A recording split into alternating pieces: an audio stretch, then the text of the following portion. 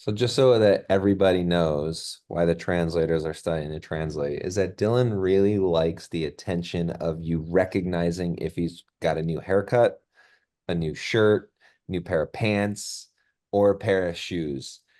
And so if you work in the office with Dylan and you don't notice that he's wearing a new outfit or a shoe or he just got his haircut, he gets really upset. And so today at our all meeting, I made sure that everyone paid notice to Dylan's new shoes, his new pants, his new shirt.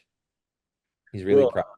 I think the biggest thing is I don't ever buy clothes. So when I do, it's almost like every 2 years. So might as well.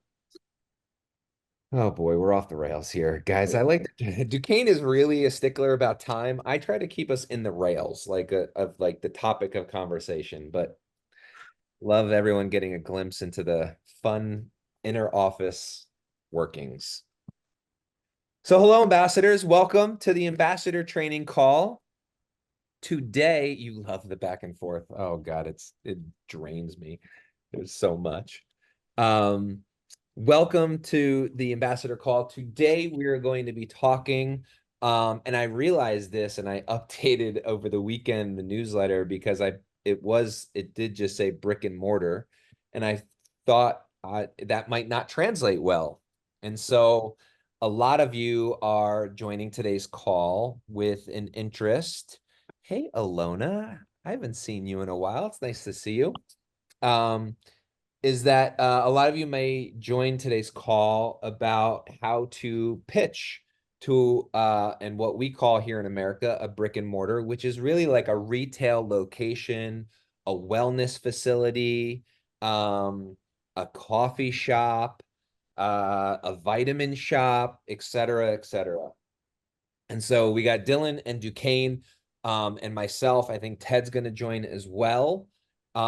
Just really to talk to you about some of our experience, really how to identify a store, how to identify a location that could be beneficial to help maybe sell or find new customers for the products. So, like I said, if for those of you who might have been on a silver call, I was really trying to push myself to put together a deck, and I did not have the time to do one, so I apologize. I took the kids to Monster Jam this weekend. It was a lot of fun. But so we're going to talk. And if anyone wants more information about this, you can please reach out to Duquesne or I after the call, and maybe we can break it down a little bit better. But we are going to be putting this call on YouTube so that you can watch it in the future. So, first and foremost, I think what's really good to identify and Duquesne, Actually, can I can I do the yes. RPS updates real quick? Sorry, I know Oh that's off yeah. topic, I but completely forgot. Yeah, housekeeping. um, just some housekeeping stuff. So the RPS call is on Friday, the 28th. For those that don't know, we had put out a couple weeks ago and then last week that to win the prize, you needed to be on the call. Um, the reason for that was because we were trying to increase engagement, and when a winner was picked, that we could see their reaction. But we also received some feedback that that was late notice for some people and wasn't fair for people who have work or on trips. So we're taking away that rule. So even if you're not on the call, you can win the $5,000 prize into your wallet. But what we are going to add in is that we want to make sure somebody on the call gets picked as a winner. So we're going to have a potential second prize. So if the winner of the 5,000 isn't there, we're going to pick a secondary winner who is on the call, and we're not going to say what the prize is, but it will be a good prize. And Clayton will then get to talk with them, hear their feedback, maybe tell us what they'll use the prize funds for. Um, so we did make that adjustment. We told our silver ambassadors we want to let you all know. We heard the feedback from the community and we got rid of that. Just so you all know, we weren't trying to be unfair. All we were trying to do was make it so that we could see who the winner is, because last time for Q1, when you all didn't get to actually see who the winner was, we didn't get that great interaction with Clayton and what we all love, because we love Clayton giving out prizes because he's so great at it.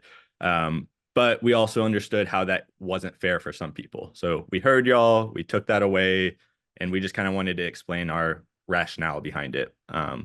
But that's all the housekeeping. And now we can go into the training.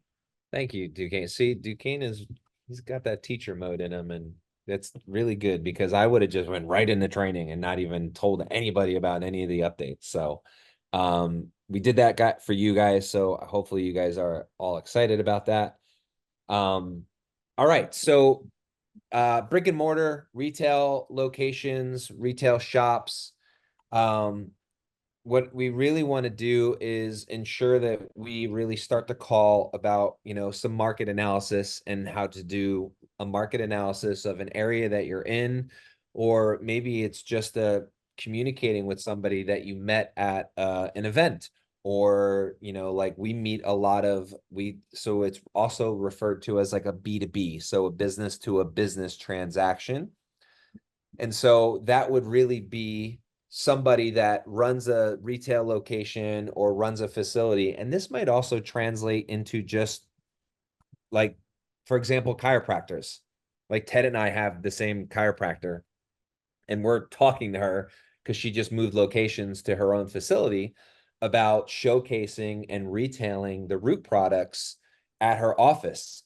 That's a perfect shoe in, right? It's somebody that is, most chiropractors are all natural, holistic. They're really looking at alternative medicines or vitamins, or really helping you to optimize your health and wellness. And so when you're taking a look at what you're doing and who you're interacting with from a business standpoint of introducing root to individuals, what we first want to make sure that we're looking at is, who are we interacting with each and every day? Who are we communicating with? Or who does my community know?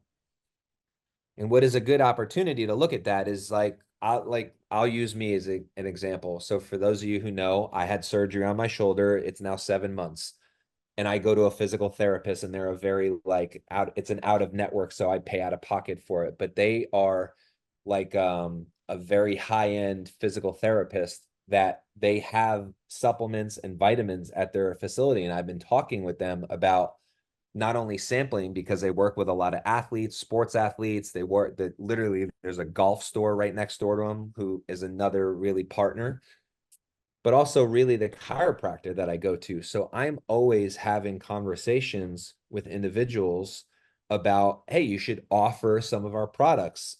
Are you talking with athletes? Zero in, crush, sculpt, really talking about particular products that might work well within that particular location. And that Can I? might just be an introduction. Please, Duquesne, always Well, interrupt me.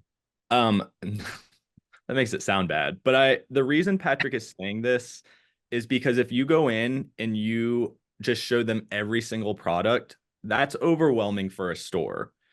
So I'll go to a coffee store because, as you all know, that's my specialty. But if I go to a coffee store and I try to pitch ROM roast, but also zero in and also clean slate, they're gonna lose interest. But if I go in and only do coffee, and then they really like that, well, they might come back later and ask about other products. Maybe they won't give me back my youth. But if I go in and just show everything, stores lose interest or it gets overwhelming. And I see and hear a lot of ambassadors make that mistake of, hey, I went into a store and I showed them a packet with every single one of our products and they didn't like any of them. Well, Yep. that's not what happened. They actually just got overwhelmed. So they might have liked one or two of them, but they got so distracted by everything that they lost interest. It Mhm. also put yourself in the shoes of someone who is owning a store. Try to say, hey, if Duquesne's a customer at my shop, what would he want to buy? Does it benefit me as a store owner to have 15 products I don't know anything about? Or does it benefit me to become very knowledgeable about one to two to maybe three total products that fit my niche? And that way they can be very knowledgeable about it. They can gain trust with their customers to keep coming back for those products. And like Duquesne said, afterwards, then they can branch out and do more. But no one's going to want to learn about products if there's too many of them to actually understand for their customers. I think that's really great feedback. And to Duquesne and to Dylan's point, a lot of times, and I gave this feedback to Ted, was that like if we meet somebody for the first time, and this was even back when we only had 7 or 8 products, it was often like a throwing up on the individual. And so what we're tailoring back for how we're talking to our community is looking at like what products are near and dear to your heart. What products do you love? Obviously, like Dylan right now, he is all about crush and sculpt. You can literally talk to Dylan for hours on end about just crush and the ingredients of crush. Duquesne obviously loves coffee. So what might go hand in hand with that is coffee and give me back my youth. Pick a set lane of products that interest you or that you might be into and stay within that lane instead of telling everybody. Let them find that out for themselves, especially if you're introducing that to a wellness facility or a store or a coffee shop. The next thing is that I want to make sure that you're always available and open to new circumstances and situations. And I'm going to give you an example. We've talked about this before. We were brought with an offer, and we initially, when Dylan and I were in Miami, we were at a biohackers event. And I got approached by somebody that was running another biohackers event that was going to be in Miami, and I was of interest.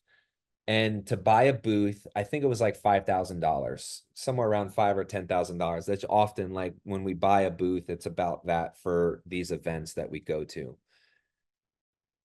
And I never returned her call because I think it was just outside of our scope and we had a lot of events going on. And she reached back out to me and said, I loved your coffee so much that when I tried it at the Biohackers event, what if you just became the sponsor of coffee for our event? I'll give you a free booth. And so I was like, all day long, let's go. And so for those of you who follow us on social media, you saw. And so if we weren't open to that type of a business transaction of sponsoring that event, now obviously we're HQ and we have a little bit more inventory to be able to handle such a request.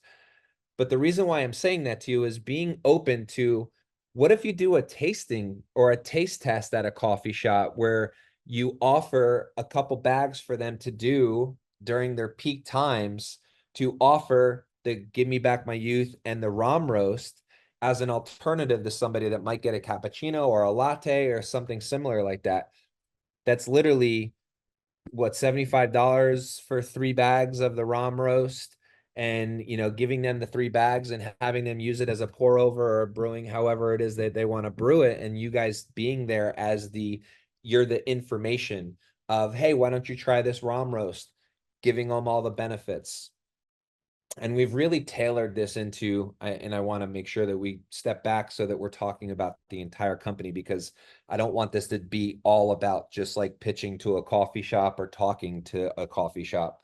So let's talk a little bit more about really talking to a retail location. So you've done your market analysis and you've looked at obviously what would work for you, and that might be different. So on my screen, I see Alona Dame, I see Isabel Gudorf, I see Janina Kirchner. Sorry if I pronounce your name incorrectly. You guys all might have a little bit of a different facility, right? Like there might be a vitamin shop, you might have a wellness facility, or you might be talking to a chiropractor. And so with that being said, when you're looking and doing your market analysis and you're talking to the shop owner to, if you, it's a, like for me, for example, like a chiropractor that I visited, and I'm looking at the products that she's offering, I might have in mind, oh, she doesn't have a greens, or she doesn't have a supplement, with NAD or quercetin. So maybe I might offer Immune Defense Shield. When you're looking at a store, to what Duquesne and Dylan were saying, is you don't want to throw up on somebody and show them our entire brochure because you're going to lose them. Look at what they're currently offering and show what they might not have available to their current customer base, and really be an expert on that particular product and why you think it would do well in their facility or in their shop. I want to check in to make sure that Duquesne or Dylan doesn't have anything to add. And I also want to make sure that nobody has any questions before we go to the next point. I was just going to add something really quick. Oh, go ahead, Duquesne. You got it, Dill. You might say the same thing I was. Well, I was going to say, I'm on a chiropractor, and this is a very specific example. If a chiropractor is working with athletes, greens are perfect, but also think about products that really help with joints. One of our products specifically, Giving Back My Youth, has collagen and colostrum from bovine sourcing that can help with repairing tendons, ligaments, and cartilage for joints, which, speaking specifically for a chiropractor, that can go hand in hand. What Patrick was really saying, though, is pick those like products that really go well with that business and say, hey, here's how these products can help you, help your customers, and help you make money too. So pick the two, three that really go into it well together. But I know that Detox Girls asked about chiropractor. So that's why I want to mention Giving Back My Youth specifically for chiropractors. Yep. And I was, Dylan, you did say the same thing I was going to say, but Giving Back My Youth is the only product out there that is collagen and colostrum right now. Mhm. So that is a very easy product to say, hey, this is a one of a kind. So you won't have this at your place. Why not try it? Patrick, we also are getting a lot of questions about wholesale. So I figured I if we was can go ahead and take that out of the equation. exactly. That was my Yeah. next point that I was going to go into. I love that. Um, and so really quick, I just saw in the chat, yes, these products work without clean slate, but like Dr. Ram always says, clean slate makes everything work better. And to Dylan's point, if you are talking to a chiropractor, think about like what a chiropractor stands for, and what they really live and breathe. And clean slate fits perfectly in probably 99% of chiropractors' facilities. So there's a couple different ways in which how you can treat this. And I know that the Detox Girls and a couple other people have put in there, like they often ask about wholesale. And here's a couple different ways in which that you guys can set this up. Because obviously we don't really have Keystone or wholesale pricing. We have an ambassador program. And some things that we Patrick, have done. Yes, can I explain real quick why we don't have wholesale? Just absolutely. so Clayton created this company, the Root brand, as a social sharing community based program. If the Root brands did wholesale, that would cut you all out of it. And that's the last thing Clayton wants to do. Because the only way to do wholesale is we basically would have to take out the funds that go towards commissions. We would have to cut back prices so low that there would be no room for commissions. So we do get a lot of complaints about that we don't have wholesale and it really limits people. But the reason we don't have wholesale is because of our ambassadors. Clayton has such a importance on the ambassador and on the community that for us to do wholesale, there's no way to do wholesale and the ambassador program. You Yeah. all wouldn't be able to get the amount of commissions you all get, and that would be unfair to you all at the end of the day, because we would have to cut it so low that really only the company would make the money and the ambassadors want it. So I Well, just want to explain to you all that's why wholesale hasn't been put into place for Root, because that is not what Clayton's vision and focus is on. There's another aspect of that too, Duquesne, to where if someone, an ambassador, goes out of their way, works and finds a storefront to sell their products, they should get the commission for finding that store. But if we do a wholesale opportunity, they can't make commission anywhere in the future because that store is now going to be selling products directly, not in the Root ecosystem. So there is actually no way to do commissions. and here is a great example, and I'm going to talk about a couple different ways in which how you can interact with that store to Duquesne and Dylan's point. There's several different ways. So if you have a store, and a lot of you might see this, when if you watch a lot of like sales video calls of like how to be a great salesman or like how to always respond when somebody asks questions, is that you can talk through the ambassador program as almost in itself wholesaling. Now that might turn some people off. That might not be beneficial. So there's other options in which what you can do to, let's just say, put your money where your mouth is. And that means standing behind a product or believing in a product that you know it's going to work after you've looked at some market analysis, after you looked at maybe this is going to work really, really well in this community or in this office or in this vitamin shop or the coffee shop or wellness facility. What you can do is that you can purchase the product through your own account and just have the store sell it for you. So where they're taking the funds, and then obviously you're just kind of working with them on the backside about how much the product is going to cost, etc. So that's one way, right? So I could buy 3 clean slate bottles, and then I can gift it to the store and say, this is the price. This is what the map pricing is for these. You can't fall below this. Um, I'm an RPS member, so I can get free shipping, which will help me kind of keep the price in check. But please do not sell it below this price. These are the products that I think are going to go really well, and own it. So you would have to work with the shop owner about how you're going to do this. But in the back office documents, we have pamphlets, brochures.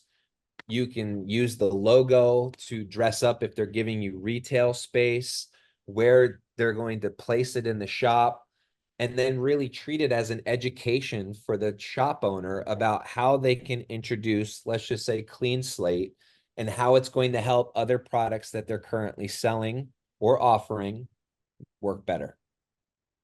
So that's one way in which where you can offer that and give that to them as a means in which that they can sell it in their shop. There's another way in which where, and this is select upon different circumstances. So right now I'm talking with 2 wellness facilities. One is just interested in offering coffee. So they're talking about maybe doing, wholesale, if you will, with coffee, to just offer it to their clients when they come into their facility. I think it's they get immune therapy. So you go there and you get like an IV drip. I don't know why I said immune therapy. It's an IV drip. And then there's another facility that is looking at just buying the product. So what they did, and this is the next point that I'm going to talk to you about, is that I felt it was appropriate in the conversation with this facility to let them know about an ambassador program. And the gentleman was already a customer. And I was educating him about how he could start a position for the shop, if you will, and that was what was he was going to use to purchase the products to showcase them in a retail sense. So I want to stop and have a check-in just to make sure, and you can raise your hand or you can ask in the chat, because I know that we're using a lot of words like brick and mortar, retail shop, keystone pricing, map pricing. I want to make sure that everyone understands the terms that we're using and some of the language that we're giving you, just to make sure that everyone is aware of, when you're interacting with this store, some potential questions that you might get. And then Duquesne or Dylan, if you have anything that you want to chime in there, or if you're seeing any questions in the chat that you want to bring up.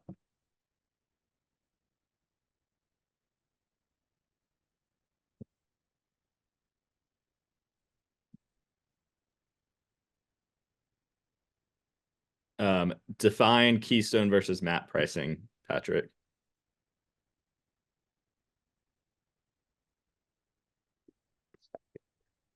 I just got a message.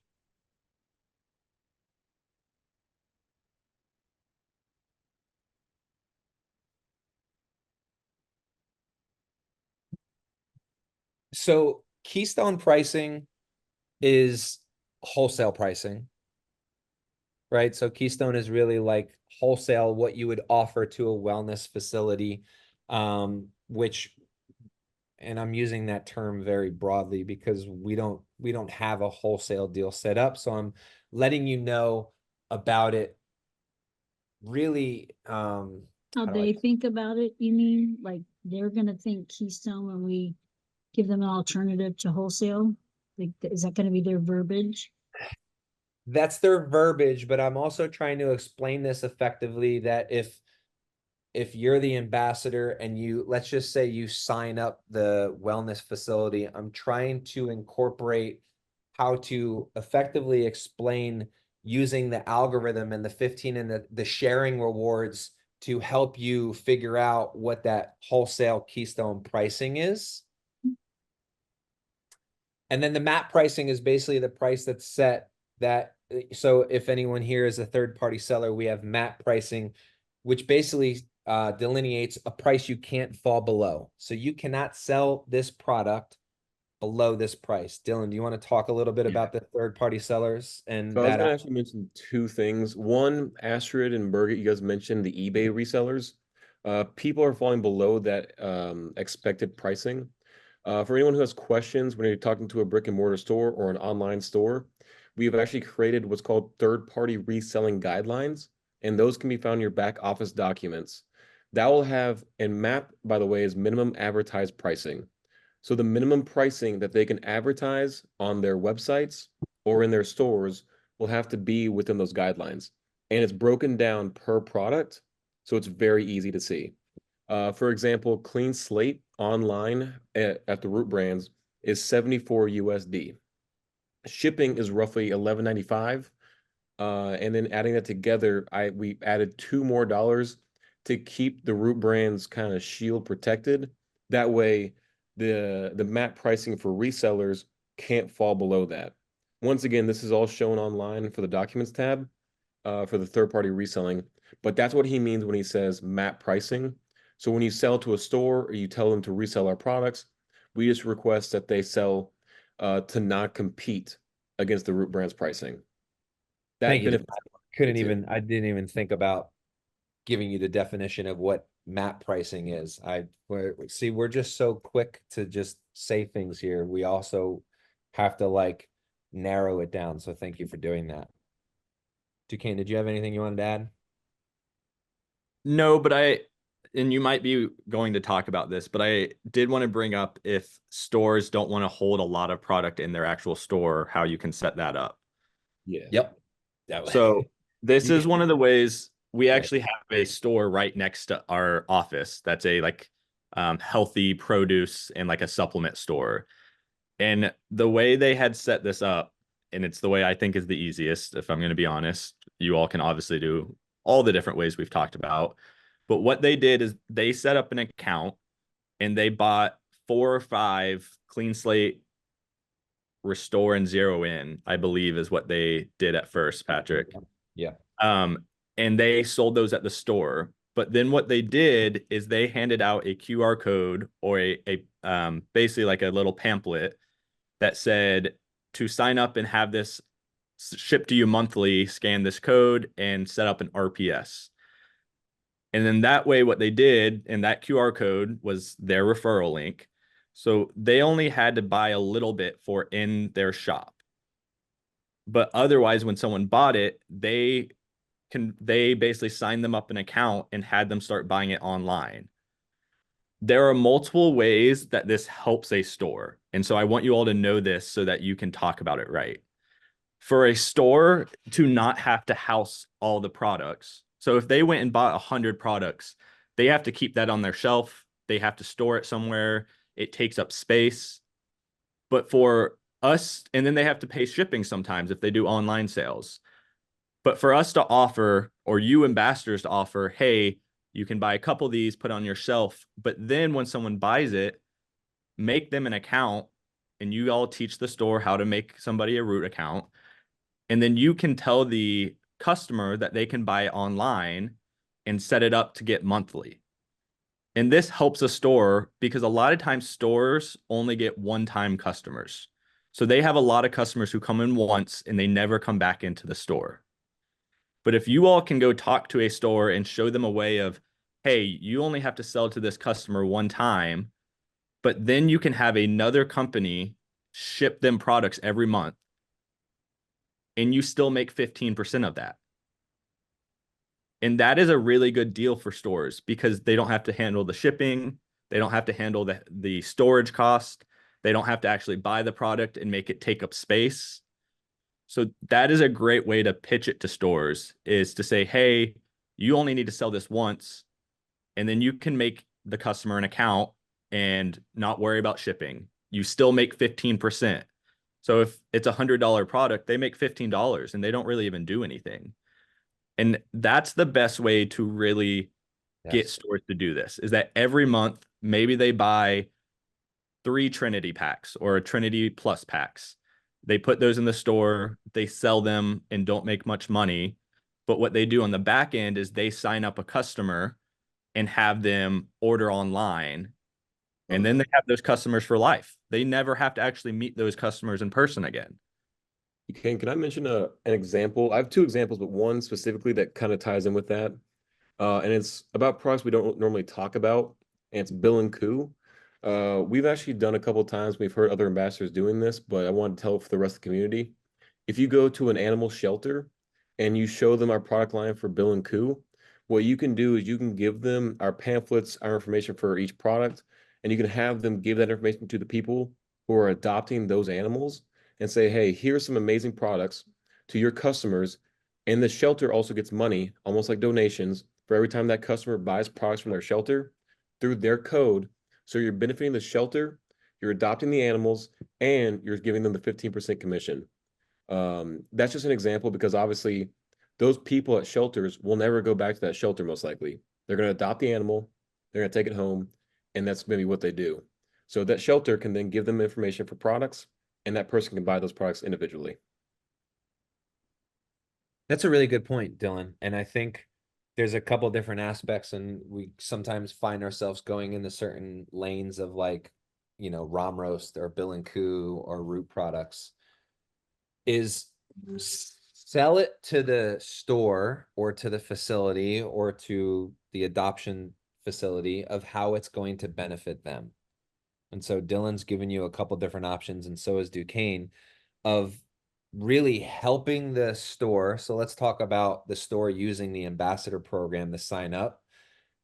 If they create an account and they have a personal and then they have the business, or they have a business and then they have a personal and they're using the personal to purchase the products for the store or vice versa, the other account is going to benefit from them. It's also going to help them if they sign up for RPS because they could change their product if they wanted. So let's just say the first time that they set up their RPS, they're going to do one Trinity and then they sell a Restore. The next month they can just do a Restore so that they're always showcasing the Trinity.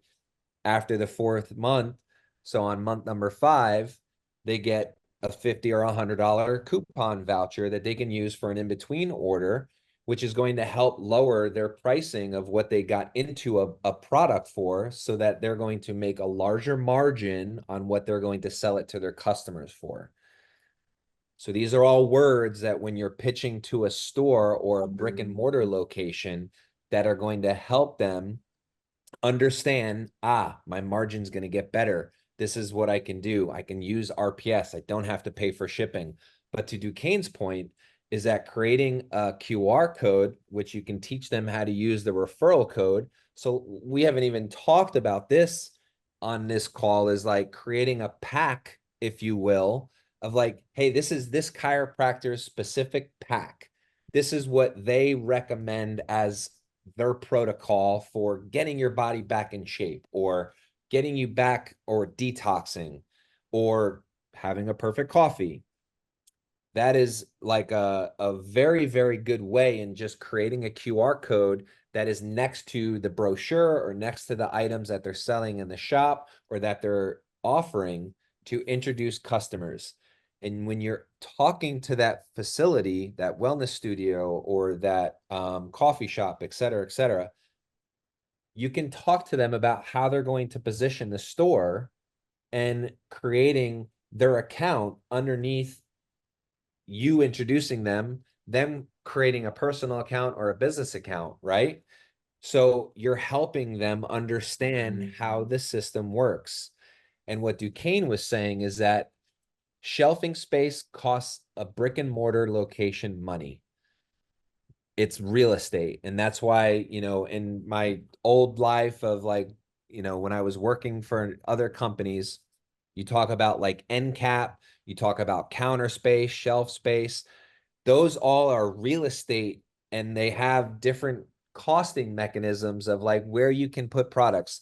So for those of you that live in America, like if you go to a Dick's Sporting Goods, when you walk in and you find an end cap that is showcasing product right in the front, that's a high-end product right there. That means that product, that company has a great relationship with Dick's Sporting Goods. Just pick your retail space wherever you are in the world. And so that has a great real estate to show you that product first and foremost. Like a lot of you might recognize GoPro cameras.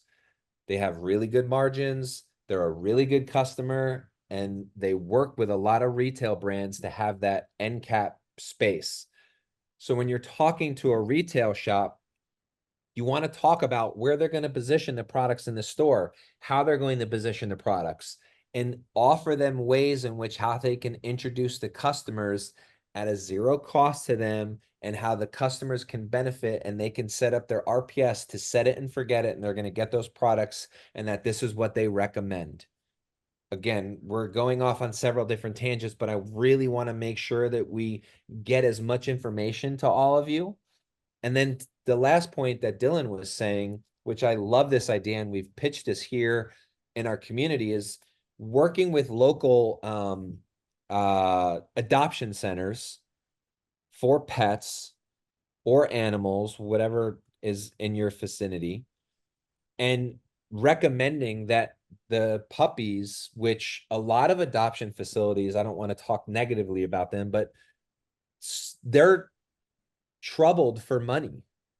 They don't get a lot of money from the state. They don't get, and they're living and paying their employees, which most of them are really just kind of like volunteer work, is that the pet is sometimes maybe not getting the best food. Maybe they're getting kibble, which isn't the best.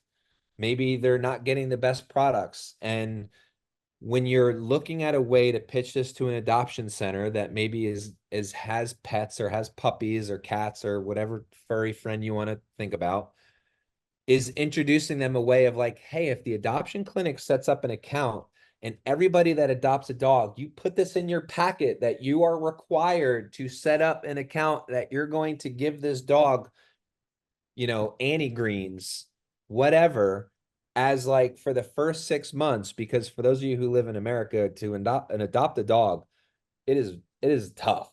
You have to, sometimes they'll like come and inspect your house. They make sure that you're not going to like do anything harmful to the pet. It's like I had a month inspection when I got Nova, the cat. For even a yeah, cat, yeah. it's crazy. And so they want to make sure, because in America, people have adopted pets and treated them poorly, whether they don't have like a good housing facility to them, or, I don't even want to get into the whole pit bull thing about the fighting rings that they did. But again, back to the point, you can make it so that you introduce to the adoption clinic ways that they can raise money for the center, which is going to make, like, let's just say if I'm adopting a dog, me feel really good because I'm buying the dog from them. I want to support them, because breeding a dog isn't as beneficial as it is. There's so many dogs in America, and I know in other countries, that you should just adopt a dog so that it gets it off the street, and support the adoption centers so that you can help them raise money. And then also introducing proper products that might help detox a dog or give it the proper vitamins and nutrients and supplements that it's going to need. Bill and Coo is an easy shoe-in right there. Yeah. So that's why I want to bring that one example up. And the second one I had is more so my mentality, going to gyms and how you can go to a gym or a wellness clinic or facility and get certain products to them, but to do it in a way that would be beneficial to both the gym and you. The first one, if you think about any gym that I've ever been to, at least, they always have pre-workout that you can either buy or sample at the gym. Now, this pre-workout is filled with fillers, other things that can be toxic to your body, and it can really elevate your heart rate to a dangerous level. We actually have a product, which I'm not sure you guys know about, called Zero In, as a joke, that helps get focus and energy, but naturally and without any kind of heart palpitations or heart racing. So if I was smart and I was an ambassador, I would go to a local gym. I would give them samples of Zero In from your box, and I would have them offer it to their clients and customers. And especially if they have a personal training program, if they have a personal training program, here's how I sell it to the gym. I would sign the gym up and have them sign up each one of their personal trainers. That will get the gym money, and it will get each one of the personal trainers money as well per sale. Now, most personal trainers, when I was a personal trainer, it usually requires them to have certifications for not just training, but also for nutrition. Most of them have this, and they have nutrition certification. They can go to their clients and they can say, hey, you are deficient in this. You could benefit well from this product. And that way you're training people who are actually knowledgeable products to help them sell to the gym clients. That's one of the easiest ways. And then also with new Crush and Sculpt, it's pretty hard not to get sales at gyms. And once again, Patrick says that's my bread and butter. But if you talk about those products to a personal trainer who actually knows what they're talking about, it's very easy for them to sell. So I just want to throw that out there as another option for selling to a community that most people probably haven't thought about. Guys, I love doing these calls because that just gave me like 6 new ideas. And I didn't even think or consider that that was going to come up of like the trainers and signing them up. Because when personal trainers, you're literally trusting them with your life, and they're creating a plan for you to get healthy or to get fit or to lose weight or to gain weight. That's a great idea, Dylan. Nice job with that. Hey, what do I do? We have about 15 minutes left. I do want to maybe give 1 or 2 more points, Patrick, if you have them, but leave like 7 minutes for questions if people have it. So I'll end it here, and just to be knowledgeable about different facets in which how you can do business with somebody is only going to benefit you. Because to like look at like Dylan, that's one of his like bread and butters is going to a gym. And I didn't even think of like, oh yeah, a gym. And then they have personal trainers, and those personal trainers are training members of the gym that literally are just like, yeah, here's $600, train me for the next 6 months and tell me what to do. Just, I don't care what it is, just tell me what to do. I'll sign the paperwork, whatever it is. That's a whole different avenue that is just now being exposed, if you haven't thought of that, for you to interact with your community. The part that I will say is be an expert in every different facet and understanding how you can pitch, how you can offer, how you can introduce this to somebody new to the community. And you have to think outside of the box. You have to not just be like, oh, let's just sign this person up because they're going to be a big check for me, and I can't wait to get my 15 and 10% when they're going to sign up 1 million people. Think small first, baby steps. Don't throw up on somebody. You have to be able to pivot in a moment's notice when you're pitching or talking to somebody about a product, to know, and Dylan does a really good job at this, to know what they might need to hear. Dylan does a phenomenal job of recognizing how somebody maybe looks, how they talk, things that they respond to in the first 5 to 10 minutes of interacting with them, to know, oh, it might not be good to talk to them about give me back my youth. Or maybe they don't like caffeine, or they're so all right, I'm not going to talk about ROM roast, but I am going to tell them that the caffeine that's in Zero In isn't really the caffeine that's supposed to give you energy or jitters, right? And so you have to treat each conversation differently and know how to pivot and how to change. And especially when like, hey, I think I need a little bit of time to think about this, or you're exactly right, I didn't give you enough information. Of course you need time to think about this. This is your store. This is your baby. I want to give you the time. Let me leave you with a brochure. Here's my number. Here's a QR code. You can scan this to get in touch with me. Let's book a 15-minute call. My Calendly app will send you a Zoom link. I'm going to go ahead and set you up so that next week we can hop on a call and we can talk about any more questions that you might have. Jill, what's up? Well, let me add, and then we'll go to Jill. I'm sorry, Jill. But Go. one thing is, don't let your ego get in the way. Yes. And what that means is, if you go into the meeting in the shop and you think coffee is the best thing for them, and I'm saying this because this has happened to me, but then they aren't interested in coffee, they're interested in Zero In, stop talking about the ROM roast. And I've had to learn to do this. ROM roast is my baby. But stop talking about it and talk about what they're interested in. If you go into a place and they don't care about Give Me Back My Youth, but they really want to do the greens, then you need to talk with them about the greens. I know everyone in this community because I've talked with enough of you all. We all have our favorite. We all have like our products. And listen, I take 9 products every day. So I take a lot of them, but I still have my favorites.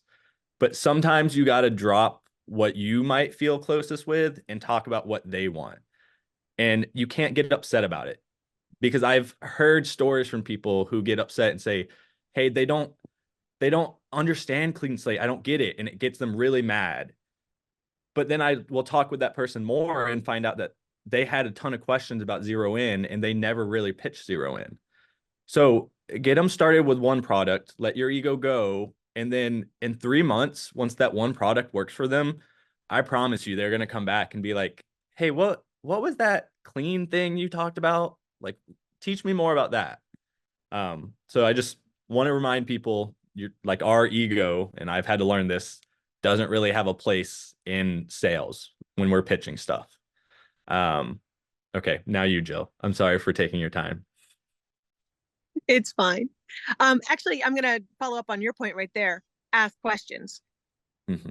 What is what is your main customer interested in? What are they trying to overcome? What symptoms do they have? What do they complain about? What problems can we solve? Ask questions. Because I learned that the hard way. I thought I knew what people wanted. I was always wrong. 90% of the time I was always wrong. So I've shifted. I always ask questions. But I wanted to say, I think it was Patrick that said to become an expert on all of the products. And I know that feels overwhelming for people. So I just want to say, because I told somebody else this today, Dr. Ram has the New Year, New You that was out in January, where she talks about all of the products. It's 2 weeks worth, right? If you can take 10 to 15 minutes a day, maybe an hour for the whole week, put in an earbud and listen to one product every day. You can't tell me that you don't have a drive or a walk or doing dishes or a something where you can't put on 10 minutes of listening to one product per day to, in a week or two, to have all of them under your belt. You don't have to be, you can still go back to the resources, and don't be afraid to say, you know what, that's a great question. I don't know the answer. Let me get that back to you. I couldn't agree more. And I think Ted actually just came in the office and we're both like, that was awesome, because I'm going to be super transparent. I sometimes, when I have a Zoom call, I'll bring up the Crush PDP because there's so many ingredients in it that I trip up talking about it. Or I call Dylan when I'm on a call and I'm like, he's in my office right now.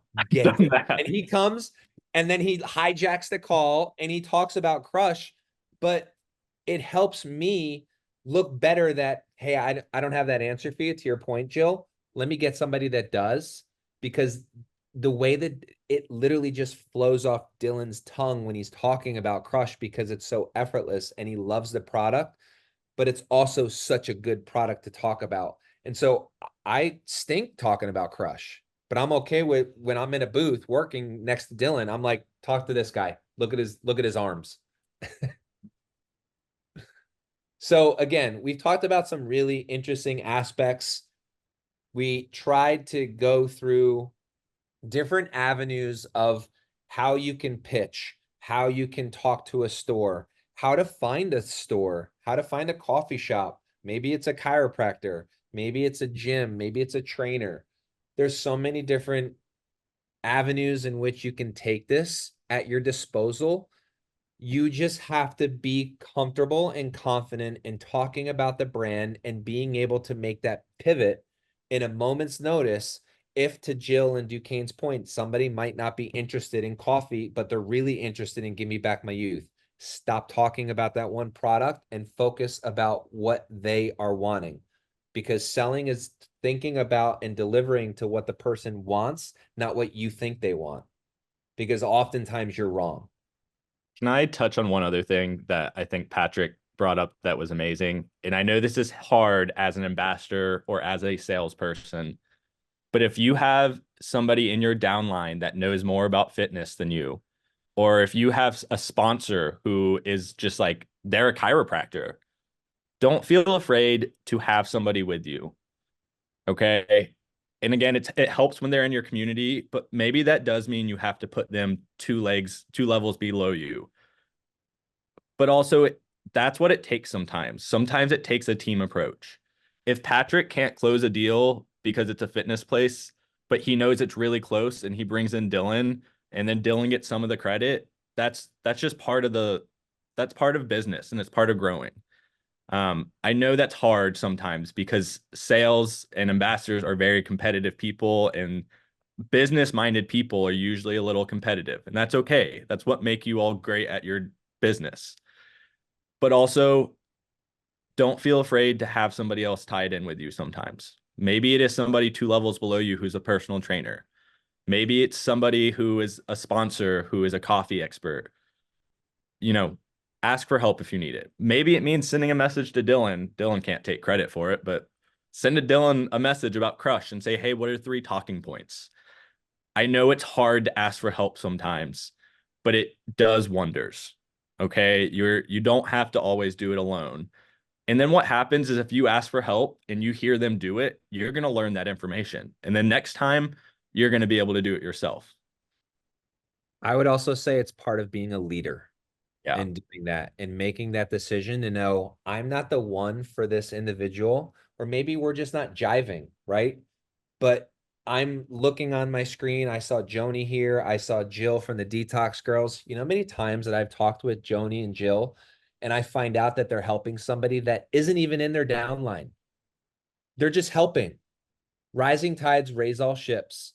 And that's I why would we constantly are talking about creating these little pods of check-in or like communities where you're pitching or talking to them about what you did and how you're making an impact not only to the community, but to your business or to furthering the messaging of the root brands. Sorry, I Duquesne, feel I like cut you off. no. I just feel like I have to speak because she's not here, but I know Dr. Ram. I know my mom would say that at the end of the day, we're here to help people. Yep. And that might mean asking help to have, maybe you don't even have it in your downline. But I promise you, because I've lived with this for, wow, I'm 28. That's weird. I've lived with this for 28 years of my life. If your goal is to go out there every day and help people, even when it doesn't benefit you that day, it will come back to you. I promise you.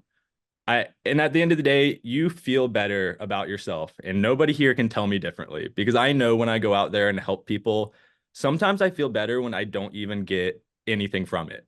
When I'm just going out there and helping because I know it's a good deed and it is helping people at the end of the day, that's what we're here for. And that is why Clayton and Christina came together to build this company. And that is why so many of you all gravitate towards this, is because you have that same mindset. Yes, it is amazing when we have financial freedom, but also it's amazing when we have somebody who could not find an answer and they had no solution in their life. And now all of a sudden they have somebody in their life who is able to get up every day and feel better. So I just want to remind people, you all are the leaders. That's why you're a silver or an ambassador. I mean, you're an ambassador because you're a leader and you care. So just take that mindset into every day. Feel like Yeah, I'm giving motivational talk, but it's always that. The other thing, and Ted actually just brought this up, we're talking about some really awesome ideas here. We're talking about some really like niche groups that you can service. Everybody on here is going to walk away from this, and I bet the money in my wallet that some of you, maybe a small percentage, might go and pitch to somebody, and they're going to say no, and you're going to get discouraged, or you're going to get frustrated, or you're going to get mad, or you're going to think that you're a failure. I can tell you, I've read a lot of books in the last 5 to 10 years of just kind of trying to be an entrepreneur. It's always the 1,000th time. It's always the 999th time. My record got shot down until I pitched it to the 100th person. My deal, my business, my value, my investment that I was looking to take money on, my seed rounding, it didn't work until that last person. And I felt like I was a complete failure and I had no idea what I was doing, but that last person said yes to me. So please know, walking away from this, many of you might fall, you might trip, many of you might succeed. But is when you get back up, clean yourself off and do it again and try it a different way or try it with a new individual and don't get discouraged. And if you do get discouraged, that's also okay. but have a check-in with yourself. Set some clear parameters of like, this is the goal that I want to accomplish. And this is what I want to do. And if you can't check that off during that day, then do it tomorrow. It's okay. It's not the end of the world. That one person that said no isn't the only person in the universe that's going to want to get root or try a product or sample a product. There's going to be somebody else. And when one door closes, another one opens, or when one door closes, a window opens. Jump through it. I'm timing us, Patrick, or I'm telling us we're at our time. We are out of time. Guys, reach out to us if you have any questions. I hope you found some benefits to this call. We will be posting this on YouTube. We love you. Please reach out if you do have any questions. Thank you so much for chiming in. This was a great call. I loved it. Thank you, Dylan and Duquesne, for helping out. And thank you for all the good questions. Appreciate you. Thank you, everybody. Peace. Thanks, everyone.